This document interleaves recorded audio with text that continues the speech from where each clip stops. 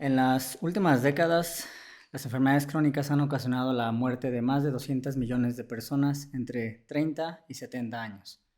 La mayoría de estas personas viven en países como México, Colombia, Argentina, países con un ingreso bajo o medio que muy comúnmente se encuentran en Latinoamérica también. Soy José Lugardo, director de Sativa Care, primera clínica de cannabis medicinal en México. Te doy la bienvenida a este webinar Marihuana Medicinal en el siglo XXI. Quiero que por favor te pongas cómoda, cómodo y nos dejes tus comentarios y preguntas en la parte inferior de tu pantalla. Y si estás viendo esto en YouTube, suscríbete a nuestro canal para que no te pierdas nuevo material que estaremos publicando en los próximos días y en las próximas semanas. En 2015, el mundo se coordinó para trazar 17 objetivos muy claros para ayudar a alcanzar la paz y la prosperidad de la raza humana y de nuestro planeta.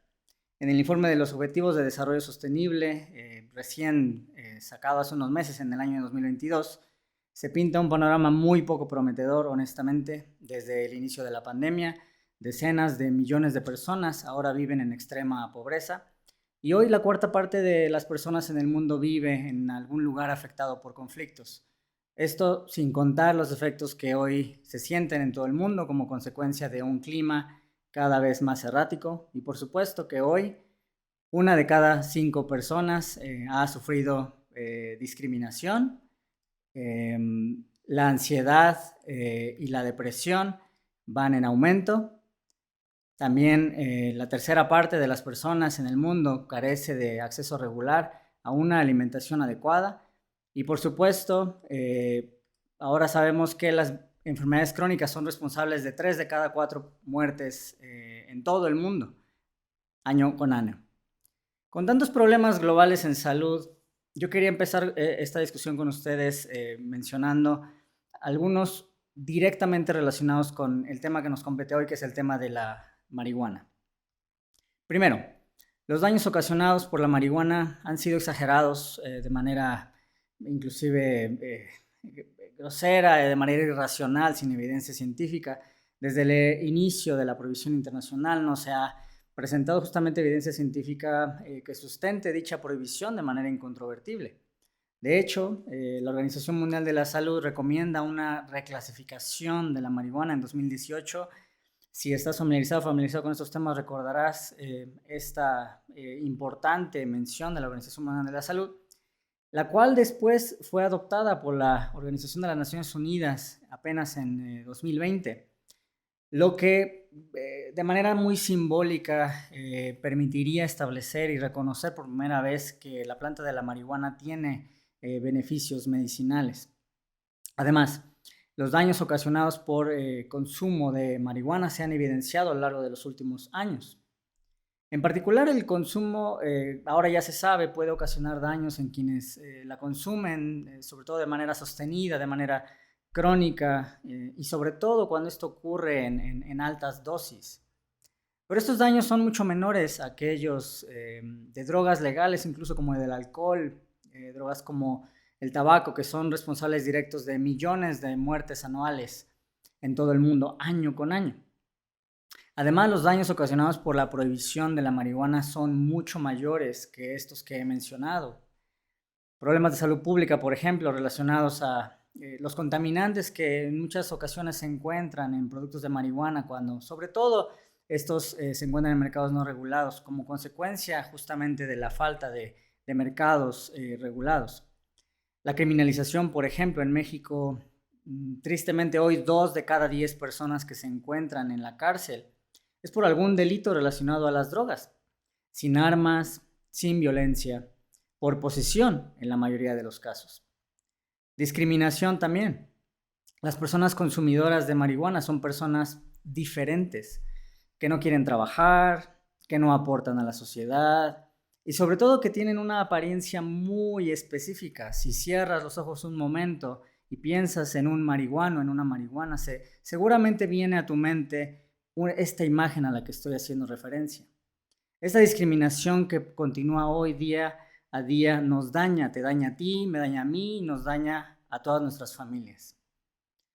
Y honestamente también los beneficios de la marihuana se han minimizado, así como los efectos adversos se han exagerado de manera desproporcionada.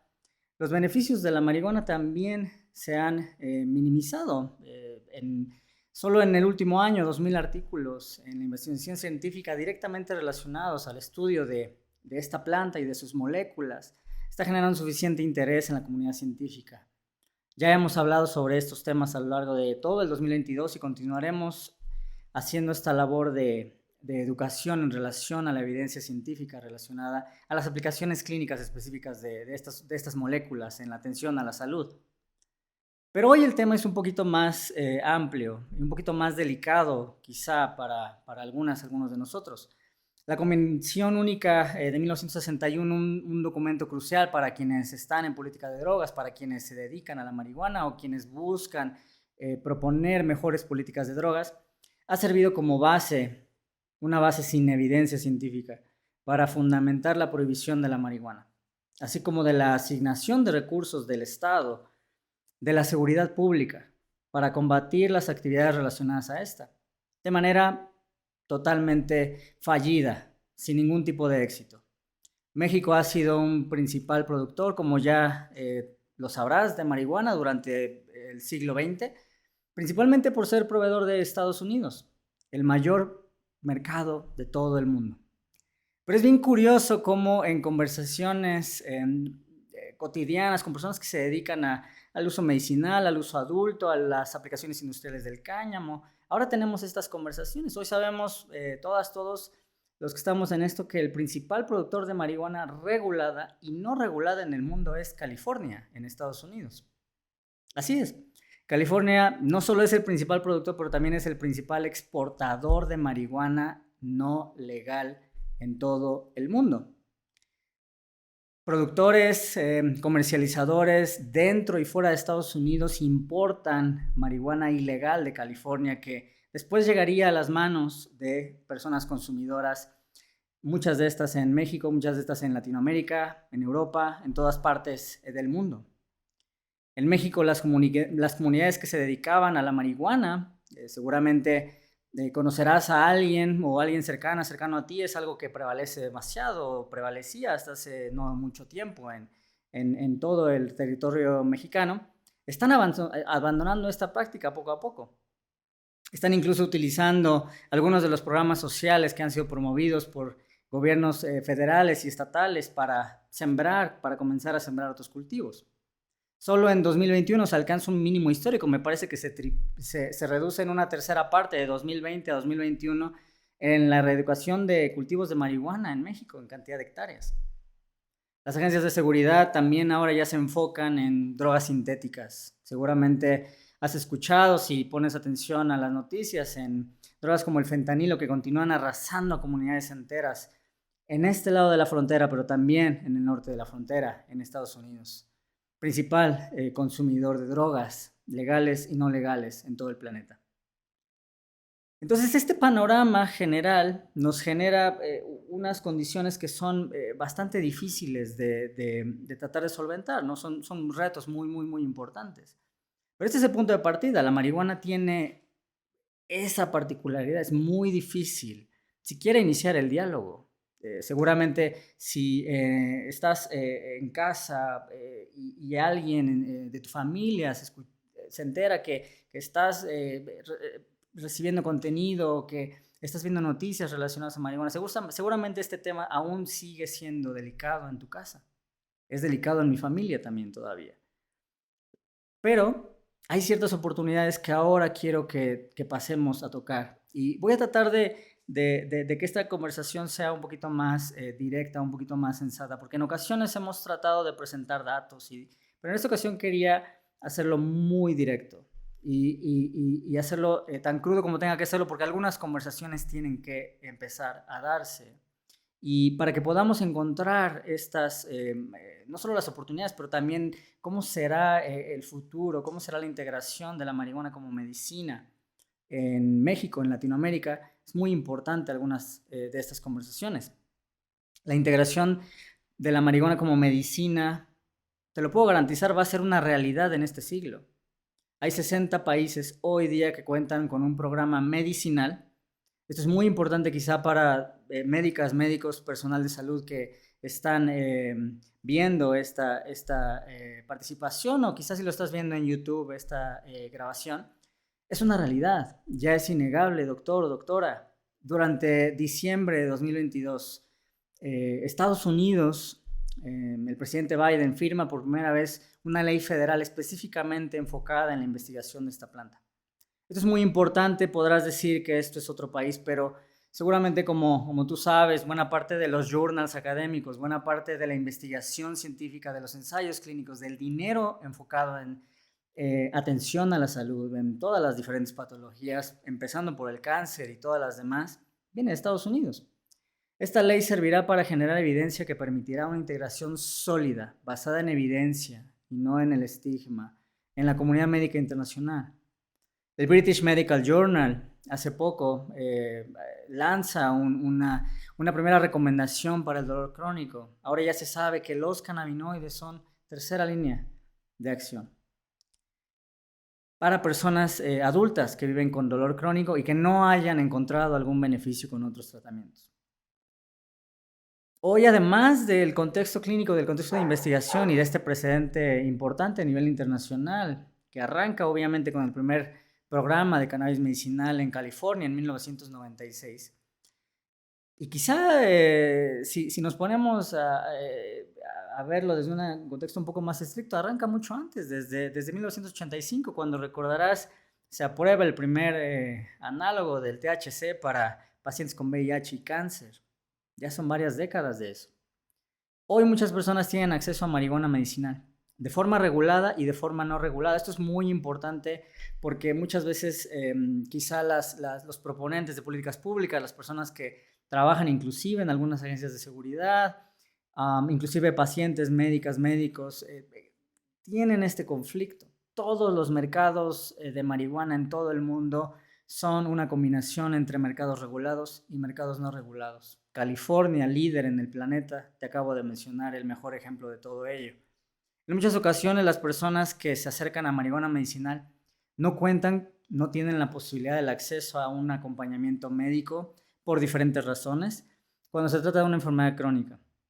Esto es mucho más relevante también en personas que se acercan a marihuana medicinal por varias razones, principalmente porque la comunidad médica científica todavía está empezando a aceptar este tema, todavía está empezando a familiarizarse.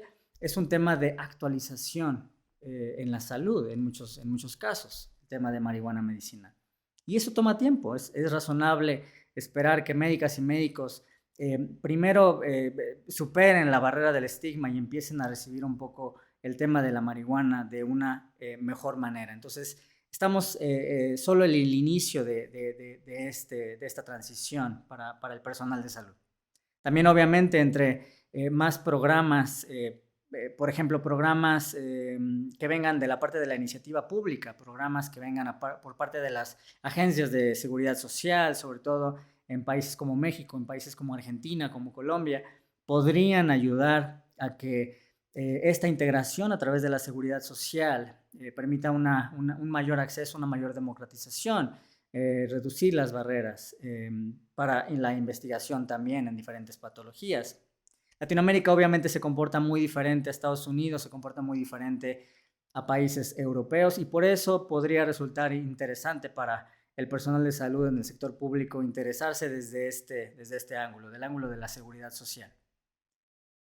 Una de las principales oportunidades también para el personal de salud es el de algo que yo llamo una evolución en la relación médico-paciente. En esta nueva área de la medicina, las médicas, los médicos pueden desarrollar, tienen la posibilidad, digamos, de desarrollar relaciones mucho más horizontales, mucho más frontales, basadas en la confianza con sus pacientes. Son médicas, son médicos, he tenido la oportunidad de conocer a muchas y muchos de ustedes que en ocasiones se conectan a esta transmisión también y escuchan, son personas profesionales que escuchan mucho las necesidades de sus pacientes, son personas profesionales que se caracterizan por tener mucha empatía, tratan de encontrar causas, raíz, realmente de dónde viene el diagnóstico de este paciente. Tratan de entender un poquito mejor el contexto en el que se encuentra el paciente, en el que se encuentra su familia. Tratan de buscar en colaboración con la familia también objetivos a trabajar en conjunto. Son consultas también que en general son más largas, pero que sobre todo son mucho más nutridas. Entonces esta nueva área de la medicina puede ayudar a que la relación médico-paciente sea un poco más sana, un poquito mejor. Estamos convencidos de que algunas personas, muchos pacientes sobre todo, han empezado a enfadarse un poco, a desgastarse, a alejarse de sus médicas, de sus médicos, cuando son justamente las y los médicos quienes deberían de acompañar a sus pacientes. Y esto también obviamente se traslada al resto del personal de salud. También hay un poco de condescendencia en otras áreas de la salud, en personal de psicología, en personal de terapia física, en personal de enfermería, diferentes profesionales en diferentes áreas. Se enfrentan a retos en sus relaciones con los pacientes, empiezan a alejarse de sus pacientes. Entonces, en esta nueva área de la medicina estamos empezando a ver cómo esta oportunidad puede empezar a desarrollarse. Las personas que viven con dolor, las personas que viven con enfermedades crónicas, hacen muchos sacrificios. En ocasiones no cuentan con el apoyo necesario, el apoyo económico, el apoyo en casa. A veces no se les entienden sus necesidades, a veces no se les toma en cuenta en la toma de decisiones, a veces se les esconden cosas, se les habla como niños. Una oportunidad muy importante, me parece, es el de reconocer que todas y todos vamos a envejecer. Pero ¿cómo vamos a envejecer? Es una pregunta muy importante. Por ello, para mí resulta muy importante que podamos empezar a tomar acciones que hoy permitan a todas las personas cercanas a nosotros, incluyéndonos a nosotros, a envejecer mejor. Disfrutar de la familia sin achaques, sin tantas visitas al hospital, con menos caídas, con menos efectos adversos como consecuencia de la medicina o de las múltiples medicinas que estamos tomando. Si puedes imaginar, pues, de nuevo te invito a que cierres los ojos y trata de imaginar cómo quieres que sea esos últimos años de tu vida, que tengas calidad de vida o prefieres estar entrando y saliendo del hospital a cada rato. Esta oportunidad me parece que es única si la podemos aprovechar, por supuesto. Ahora quiero hablar un poquito sobre el tema de la salud pública y de la seguridad, que me parece muy relevante para fines de esta discusión también, que son temas que creo que no se tocan del todo, pero gracias a la experiencia que he tenido en la parte de la política pública, les puedo compartir un poco sobre cómo esto puede darnos un poquito de claridad, ¿no? La regulación de mercados de marihuana puede permitir la generación de estándares de calidad.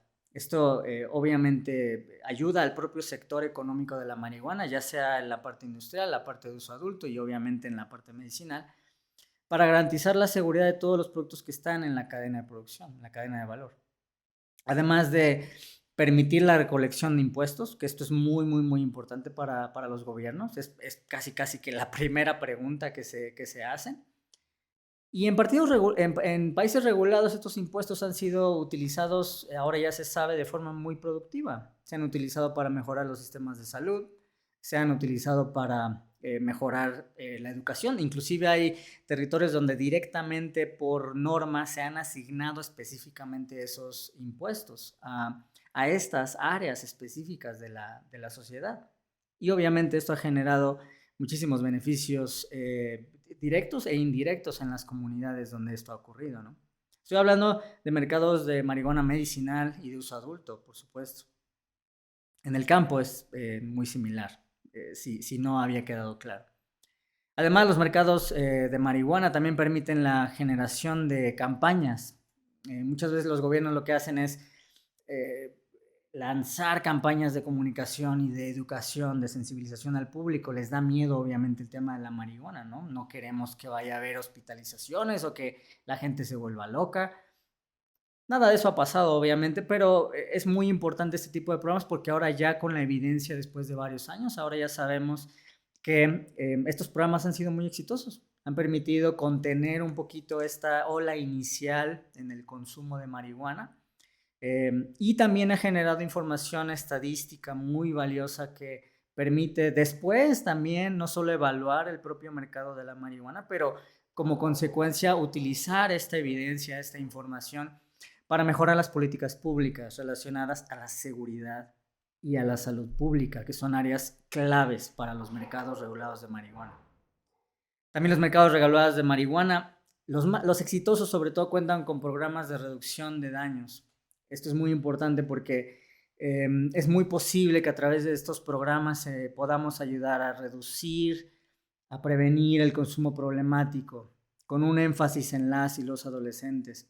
Y que cuando esto ocurra, que que podamos contar con las condiciones para que podamos ayudar a las personas que viven con una adicción a alguna sustancia. Y esto inclusive obviamente también ayuda como consecuencia a personas que viven, por ejemplo, con consumo problemático de alcohol principalmente, pero también a otras sustancias, por supuesto. Entonces, para mí, un punto muy importante de compartir con ustedes es el de la generación de la evidencia. He notado en diferentes países, hablando con diferentes personas expertas en diferentes partes del mundo, que la generación de la evidencia es súper importante, es importante para todos los stakeholders, todas las personas que están dentro de marihuana medicinal, incluyendo a los pacientes, incluyendo a los médicos, incluyendo a las autoridades. Ahora se cuenta, gracias a esto, a que muchas personas le han enfocado y le han dedicado bastante a este tema. Ahora se cuenta con muchísima información valiosa de otros países. Esta información valiosa me ha permitido asesorar a diferentes autoridades, me ha permitido también promover y proponer diferentes políticas públicas, y también en otros países ha permitido la producción de políticas públicas que ahora ya son cada vez más exitosas. Eso ha permitido pues ir generando esta cadena positiva donde la experiencia e inclusive los errores de otros países pues dejan de cometerse en los siguientes mercados regulados, ¿no? Y esto ha sido muy importante porque ha generado información muy interesante que les quiero compartir, y que ahora ya sabemos que las leyes de marihuana han hecho varias cosas de forma muy específica y de forma muy positiva. Han ayudado a combatir el consumo problemático de opioides, han reducido la cantidad de prescripciones de opioides directamente, pero también de las muertes relacionadas a opioides, de las hospitalizaciones relacionadas a opioides. Y esto es uno de los éxitos más grandes que de hecho ni siquiera fue intencionado por ninguno de los proponentes de políticas públicas de marihuana. También, de manera inadvertida, esto yo también lo sé, ha permitido reducir los crímenes violentos. Y de esto ya hay evidencia en estados que colindan justamente con el territorio mexicano, sobre todo para quienes se conectan de México. Esto es muy importante para gobernadores, para gobiernos estatales, por ejemplo, en Sonora, en Tamaulipas, en Nuevo León, en el norte del país, Baja California. También pueden permitir reducir el consumo de alcohol y de otras sustancias. Es increíble cómo tampoco este era un efecto que se buscaba con las leyes de marihuana, pero hemos empezado a ver cómo inclusive en algunos territorios ya los ingresos fiscales de marihuana empiezan a equipararse, y en un par de casos han superado ya los ingresos del alcohol. No han incrementado el consumo en adolescentes. Hay un pequeño brinco justamente después en el año inmediatamente después de la aprobación de las leyes de marihuana, pero este no resulta significativo, y después se vuelve a niveles pre este año, ¿no? Entonces, en realidad el consumo de adolescentes no se ha demostrado que se eleva.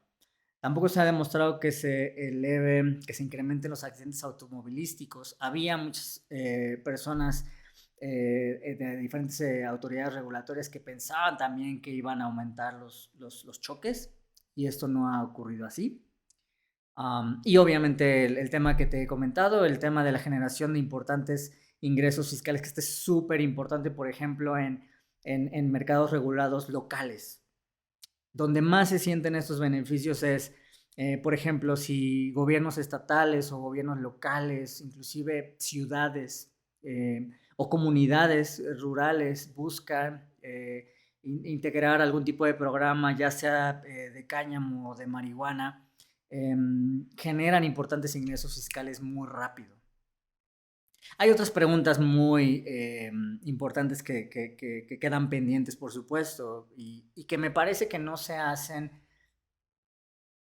tanto como se deberían en espacios como este y en foros públicos incluso.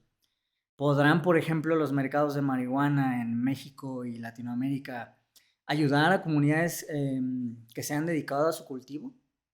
¿Podrán ayudar a abandonar la relación de dependencia que tienen estas comunidades con algunos grupos de delincuencia organizada? Esta pregunta queda obviamente pendiente. Empezamos a ver cómo quizá algunas de las comunidades, en términos de la evidencia este año en México, han empezado a abandonar estos cultivos y han empezado a integrarse inclusive a programas sociales del gobierno federal en México, específicamente hablando del campo mexicano. También será posible que el interés en la planta de la marihuana, en la planta del cáñamo, podamos generar las condiciones adecuadas para una mejoría en las comunidades rurales de México.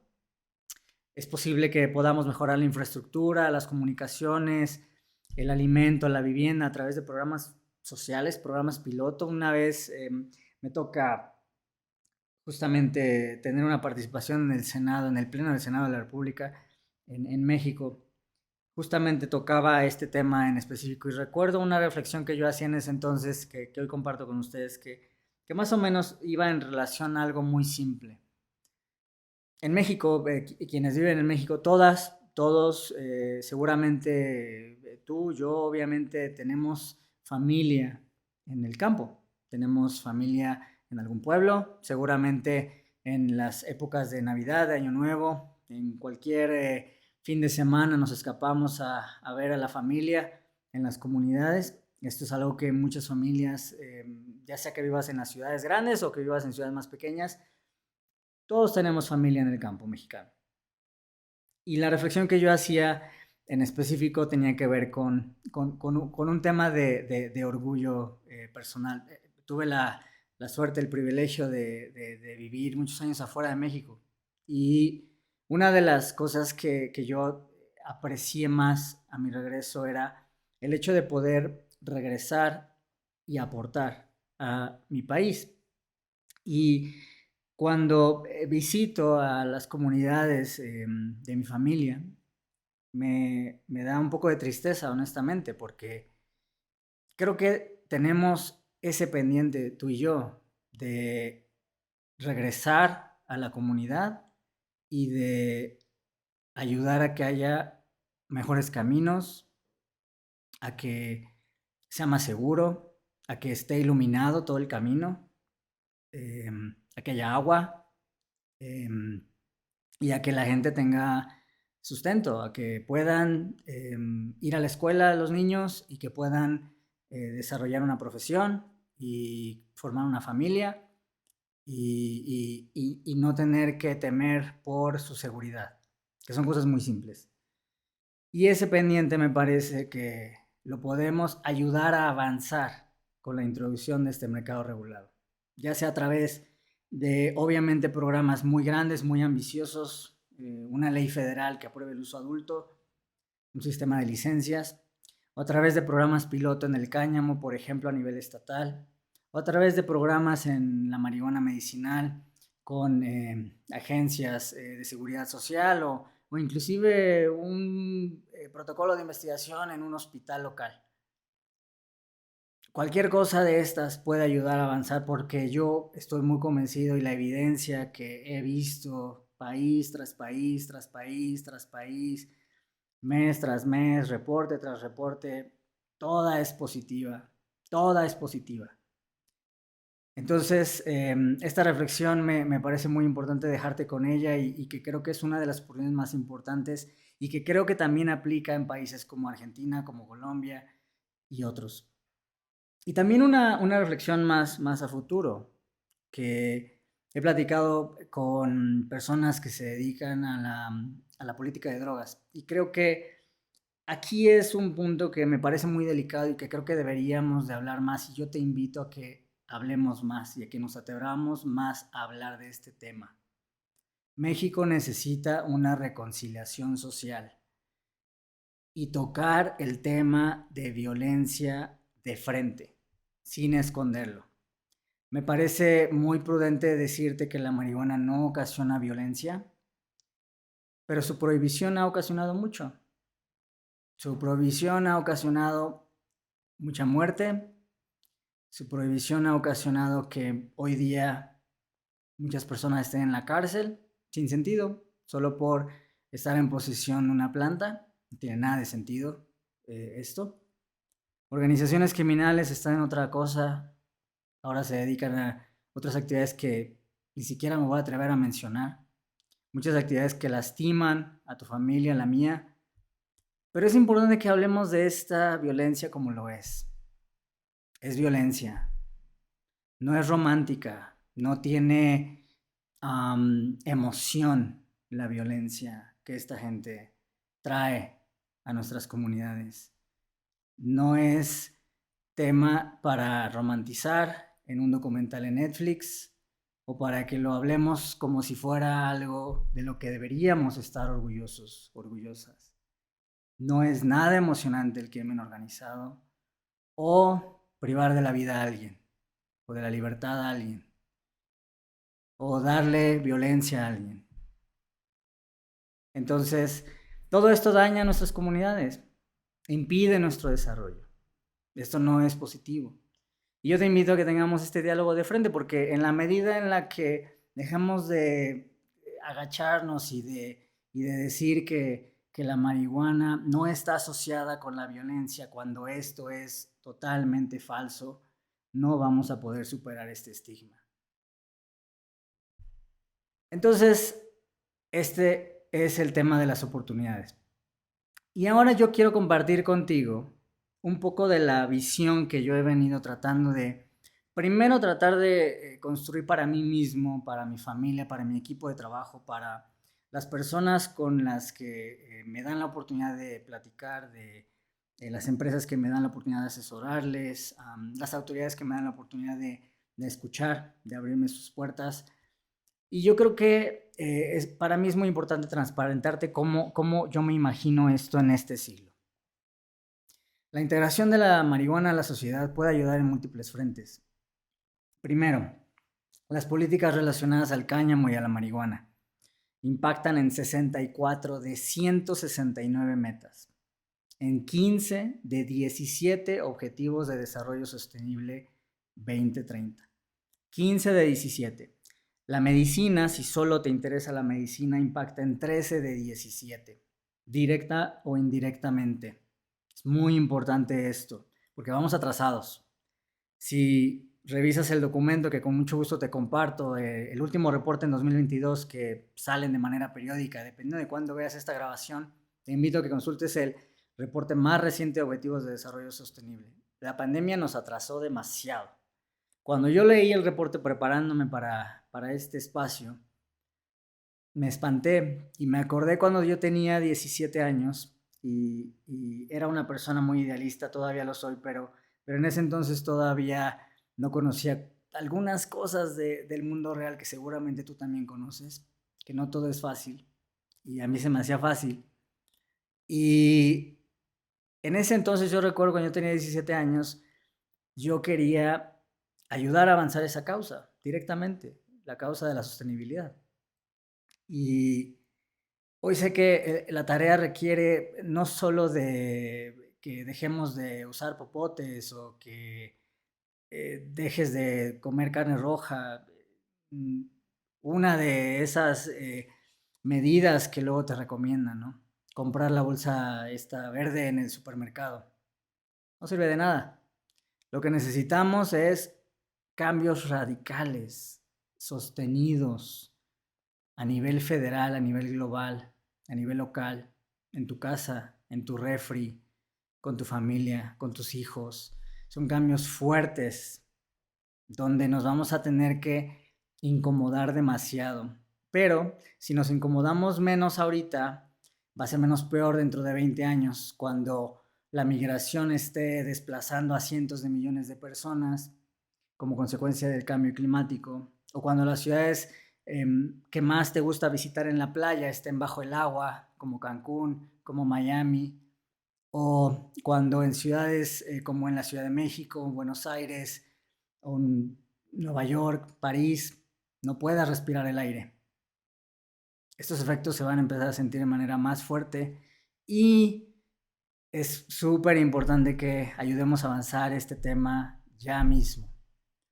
Las Naciones Unidas recomiendan acción en 7 ejes. Solo te los voy a mencionar, te invito a que te familiarices un poco más. Prevención, acceso a los usos, a la medicina, reducción del consumo no regulado. El tema de derechos humanos muy importante. Ver tendencias nuevas, obviamente la cooperación internacional y el desarrollo solo en el tema específicamente de marihuana. Además, hay múltiples iniciativas, acuerdos internacionales que están directa o indirectamente afectados por los cambios en las políticas y en la implementación de mercados regulados de cannabis. Tratados y acuerdos relacionados a la paz, a la familia, al envejecimiento saludable, a la restauración de ecosistemas, a la nutrición y, por supuesto, salud en todas las políticas. Si tú estás en temas de salud, esto es muy importante. El desarrollo de evidencia de mundo real, con ensayos clínicos que le dan la voz al paciente y toman en cuenta las comorbilidades y el análisis de datos realizados en el contexto clínico. Mundo real, para mejorar los protocolos de atención y tomar decisiones que sean más congruentes con las necesidades de la población. Debido a la diversidad de usos de esta planta, en la salud, en la población en general, puede contribuir de manera positiva en la prevención. También muchas personas utilizan productos en este sentido y lo van a estar utilizando en los próximos años, en las próximas décadas. Pero es también posible hacer intervenciones que nos permitan mitigar la necesidad de tratamientos más largos, con menos efectos adversos. Con esto me estoy refiriendo específicamente a que si hoy cuido mi salud y hoy puedo hacerlo con este tipo de moléculas, con productos que vengan con este tipo de moléculas, después de en 20 años, como lo mencionaba hace unos minutos, me puedo prevenir unos problemas de salud. Puedo prevenir efectos adversos porque quiere decir que ya no estoy tomando tanta medicina. Estos son efectos reales. Algunas enfermedades crónicas, no sé si lo sabías, como la fibromialgia, la migraña, el síndrome de intestino irritable, el síndrome metabólico, pueden estar asociadas a un desequilibrio en el sistema endocannabinoide. Tal vez muy pronto para mí decírtelo y jurártelo, pero puede ser. Entonces, por ello, herramientas de diagnóstico que evalúan el estado actual de tus endocannabinoides y de las predisposiciones genéticas relacionadas a este sistema pueden mejorar la detección oportuna de algunas enfermedades en las próximas décadas. Esto yo sé que ya se está empezando a estudiar, ya se está empezando a analizar desde el punto de vista económico también. Gracias al espectro amplio en términos de los alcances farmacológicos, toda una farmacia dentro de la marihuana, honestamente. Contribuirá a la generación de modelos interdisciplinarios centrados en el paciente. Esto está empezando a pasar en enfermedades cardiovasculares, en la atención a pacientes geriátricos. Equipos de trabajo utilizando mejor recursos, utilizando intervenciones basadas en evidencia, en beneficio de personas que viven con dolor. No le vamos a darle muchas vueltas. Va a haber más personas envejeciendo. Hay países que ya están tomando decisiones en función de esto. La población es innegable, estamos envejeciendo. Y no estamos listos para las enfermedades crónicas. Porque no hay mecanismos que nos ayuden a alargar la vida de manera indefinida y que esta calidad de vida sea así igual que como cuando tienes 20, 30, 40 años. No estamos listos. El contexto hospitalario no está listo, no está diseñado para eso. Está diseñado para corregir. La atención primaria no está diseñado esto, está diseñado para una gripa. No hay modelos enfocados en la enfermedad crónica, no existen. No hay. Tenemos que crearlos y podemos empezar a hacerlo con esta nueva área de la medicina. La contribución en la salud mental es innegable, no solo por el creciente interés en el sistema endocannabinoide por parte de la comunidad científica en el insomnio, en el estrés postraumático, en la depresión, en trastornos de ansiedad, pero también en su contribución a un cambio de paradigma que comienza a notarse en la investigación científica. No estoy hablando de los proponentes de la marihuana. En la literatura hay un cambio de paradigma, te invito a que lo busques, en la atención, en el estudio de las adicciones. Está cambiando el mundo y no estoy viendo cómo Latinoamérica está yendo a la velocidad que debería. Estamos muy atrasados en relación a cómo están empezando a promover políticas mucho más basadas, más basadas en evidencia obviamente, pero que ahora ya se conoce y que no, de las cuales no teníamos conocimiento en Latinoamérica. Me parece una ridiculez que sigamos con prácticas de hace 50 años en el contexto de las adicciones. Finalmente, la contribución hacia la cultura del autocuidado. Las personas con o sin enfermedades pueden tomar control de su salud. Claro que pueden. Mencionaba el tema de las adicciones. La gran mayoría, perdón si esto te ofende, la evidencia científica dice que la gran mayoría de las personas que tienen adicciones salen solas, sin intervención farmacológica, sin terapia, solas. Es muy posible para una persona generar y autogestionar su salud.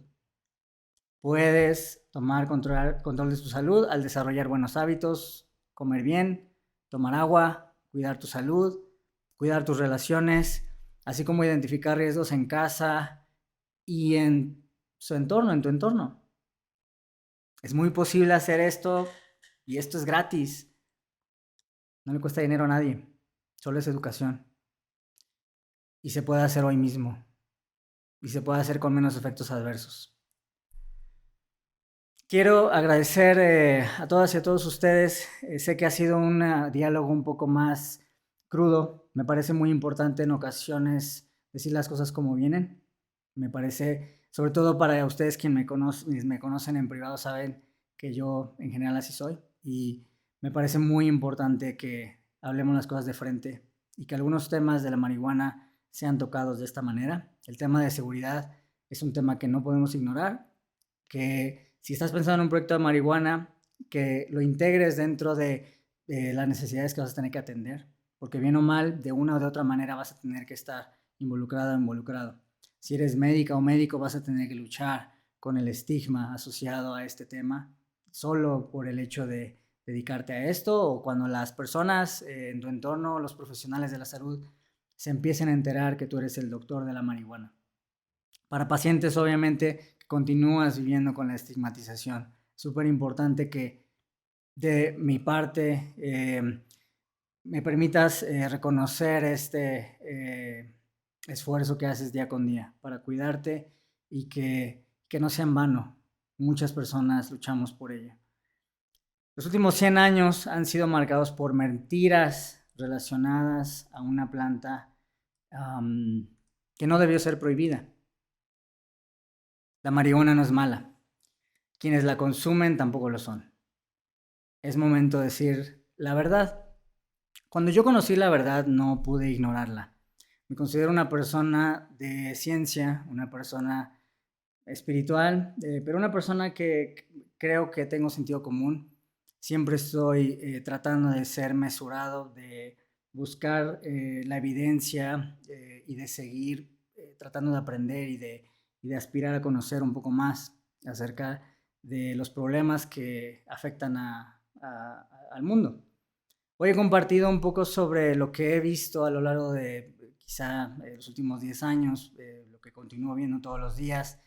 Y espero que así como a mí el conocer la verdad de alguna manera despierte tu curiosidad, pero que la despierte para tomar acción. Y con tu ayuda yo creo que es posible revertir los daños ocasionados por esta prohibición y que una prohibición de los últimos 100 años y que durante los próximos 100 años juntos podamos lograr esta integración segura de esta medicina, ayudar a nuestras comunidades a vivir en paz, con oportunidad, con mucha congruencia, con nuestro planeta y con el mundo, que tanto lo necesita. Soy José Lugardo Espejel, director de Sativa Care. Hasta la próxima.